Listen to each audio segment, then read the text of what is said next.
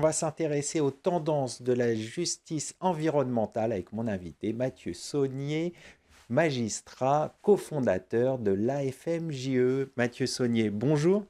Bonjour Arnaud, merci pour votre invitation. Nous allons voir ensemble les grandes tendances de la justice environnementale.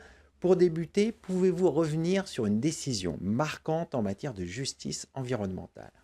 Oui, j'ai choisi de vous parler d'une décision récente de la Cour européenne des droits de l'homme qui date du 30 janvier 2025 et qui concerne nos voisins italiens. Pour rappeler le contexte, en fait, ce sont des habitants d'une région d'Italie qui est surnommée la Terre de Feu, qui représente à peu près 3 millions d'habitants, qui sont victimes depuis des dizaines d'années de dépôts illicites de déchets, dont des déchets dangereux, qui sont ensuite enfouis ou incinérés en toute illégalité par des groupes criminels organisés. Et c'est une situation qui est connue des autorités depuis maintenant la fin des années 80. Et la Cour va estimer que face à l'importance de la situation, l'État n'a pas adopté une réponse adaptée, puisqu'il y a eu globalement une très faible réponse pénale, quasiment pas de mesures de dissuasion, très peu de mesures d'information du public et des conséquences environnementales, sanitaires terribles, puisque ça a engendré des pollutions des eaux souterraines, une nette dégradation des indicateurs de santé pour toute la population concernée, une augmentation des taux de cancer. Donc un résultat assez catastrophique pour la population qui n'a pas été traitée comme il se devait par l'État italien, à qui donc il est enjoint d'adopter une stratégie globale pour remédier à cette situation. Donc cette décision me semble intéressante. D'une part, c'est la continuation d'une jurisprudence qui se construit de la part de la Cour européenne des droits de l'homme en matière de protection de l'environnement, mais fondée plutôt au départ sur des textes qui protègent les droits humains. D'accord. D'autre part, ce qui est intéressant, c'est de voir le lien évidemment indissociable entre la protection de l'environnement et la protection de la santé publique de la population.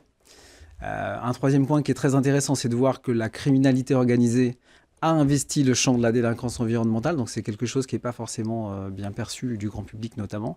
Donc c'est une réalité. On sait que c'est parmi les sources de financement des réseaux criminels, la quatrième source a priori, donc c'est quelque chose de très important. Et enfin, évidemment, la responsabilité de l'État pour garantir la sécurité environnementale et sanitaire de sa population. Alors, vous venez d'évoquer une décision qui concerne l'Italie. On va s'intéresser à la France. Pouvez-vous maintenant nous parler du dispositif judiciaire français de lutte contre les atteintes à l'environnement? Alors tout d'abord, l'organisation judiciaire qui a pas mal évolué depuis une vingtaine d'années, qui va vers une spécialisation en fait de différentes juridictions pour connaître de l'ensemble du spectre de la délinquance environnementale. Alors au pénal, on a tout d'abord ce qu'on appelle des pôles régionaux environnementaux, donc à l'échelle de chaque cour d'appel, qui vont traiter des affaires complexes d'atteinte à l'environnement et complexes à raison de leur technicité ou de leur ressort géographique. Ensuite, vous avez des juridictions interrégionales spécialisées, donc 8 en France, qui historiquement traitent de la délinquance organisée, donc qui ont notamment des compétences en matière environnementale pour les trafics d'espèces protégées, trafic de déchets, trafic de produits phytosanitaires par exemple. Donc là, on est dans le crime organisé et une gestion avec des techniques spéciales d'enquête adaptées.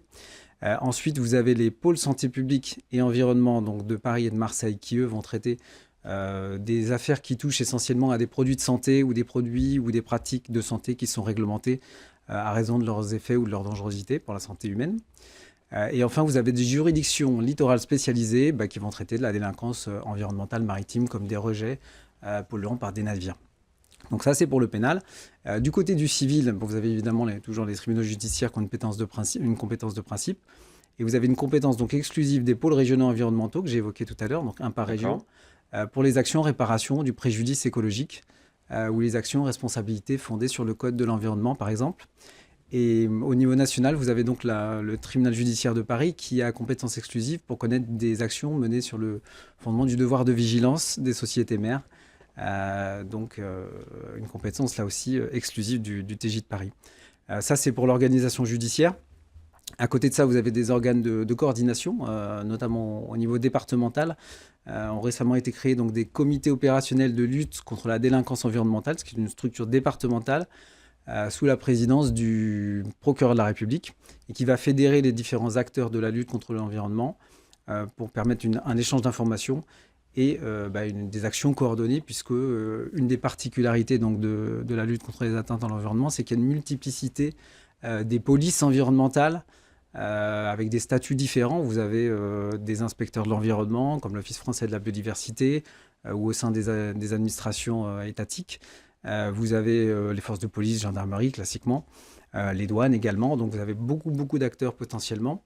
Et il faut évidemment coordonner tout ce dispositif pour qu'il soit efficace. Bon, on a vu l'organisation judiciaire et les différents acteurs de la justice environnementale. On va s'intéresser à un outil juridique, le référé pénal environnemental. En quoi ça consiste? Comment ça fonctionne?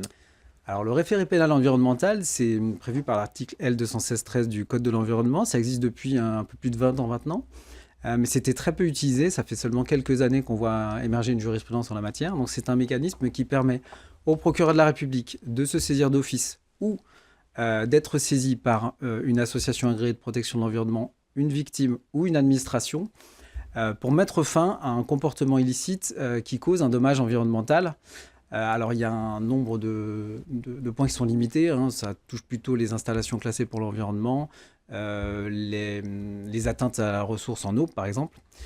Et donc, le procureur de la République va pouvoir saisir le juge des libertés et de la détention dans un très bref délai, c'est-à-dire que la personne qui est intéressée devra être convoquée dans les 48 heures. Et ensuite, le juge des libertés et de la détention va pouvoir prononcer toute mesure utile, nous dit le texte, notamment la suspension de l'activité donc, qui cause une pollution, par exemple. D'accord. Et le tout, donc, assorti d'une exécution provisoire et éventuellement d'une astreinte. Donc, c'est un mécanisme qui est redoutablement rapide et efficace pour peu qu'on l'utilise et qui est en train de monter en puissance dans l'utilisation qui en est faite par les juridictions. En 2 mots, quels sont les prochains défis pour la justice environnementale? Alors, on connaît les défis pour la protection de l'environnement au sens large, donc évidemment les ressources en eau, la dégradation des ressources en eau, la biodiversité, le dérèglement climatique. Face à ça, le défi principal, à mon sens, pour la justice française et européenne, c'est l'effectivité en fait, du droit de l'environnement, puisque en gros, à longueur de rapport, on écrit que le droit de l'environnement est très abondant. Il y a beaucoup de normes, simplement il est assez peu appliqué dans la pratique. Donc ce défi d'effectivité, il passe par une formation évidemment des acteurs, une spécialisation des acteurs. Il passe par des mécanismes de coordination en fait des acteurs que j'ai déjà évoqués précédemment. On voit que les défis sont nombreux. Merci Mathieu Saunier, magistrat et cofondateur de l'AFMJE. Merci à vous. C'est le moment de se quitter. Merci à toutes et à tous pour votre fidélité. Restez curieux et informés. À très bientôt sur Be Smart for Change.